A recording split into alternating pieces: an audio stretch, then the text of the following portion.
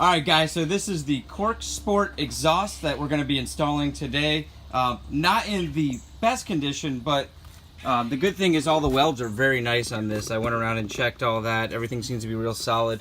And so what I'm going to do is I'm going to go ahead and paint from here back. It did come with one of these type of tips, which I'm not a big fan of the multicolored burnt style tip. So we're going to go ahead and be painting that with a high temperature flat black along with just this front edge here.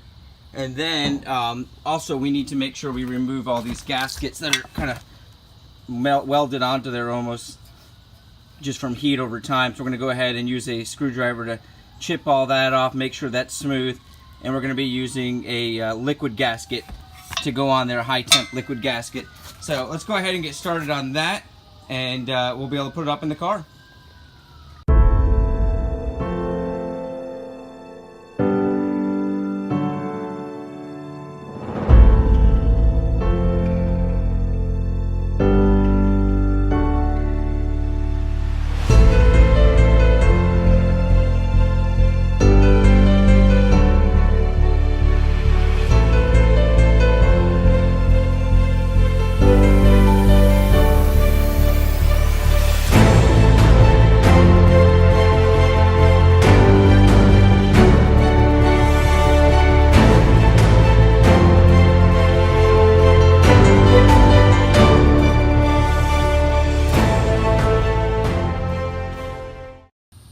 Okay, so while the exhaust is drying from the paint, I'm going to go ahead and show you guys how to remove the stock exhaust. Not going to probably show you how to put the corkscrew in, because probably not too many of you guys installing this one, and I may need to finagle some things, but you're going to first want to start with undoing the hangers here, as well as you're going to have to undo these bolts. Now my bolts might be a different size if you've got the stock pipe. I think I mentioned in my last video the size that does come off. I think it might have been a 17 millimeter, but don't quote me on that. And then once you come back here, you're gonna have about 4 hangers that need to come loose, and you're gonna want to spray some WD-40 up in each one of those. So I went ahead and grabbed my can of WD-40, and I got the one with the little spray nozzle, and we're gonna go ahead and right up underneath your pipes on each end, you're gonna have some hangers.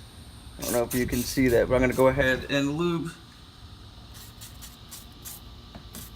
those hangers up. And so the same thing on the other side. And then I'm gonna take a flathead screwdriver and pry the hangers off.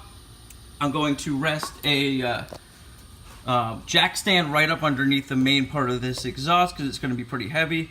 And then when we unbolt it down there, pull that hanger out, we're going to be able to drop it right down. Okay, just wanted to fill you guys in on some things here. The rubber hangers are not easy at all to get off. You want to get a ton of WD-40 up in the ones up here, and use a screwdriver and really just pry it and pull, pry and pull. Eventually they will come. Now, something I just found out that I was not aware of is there is a 10 millimeter like a safety hanger here.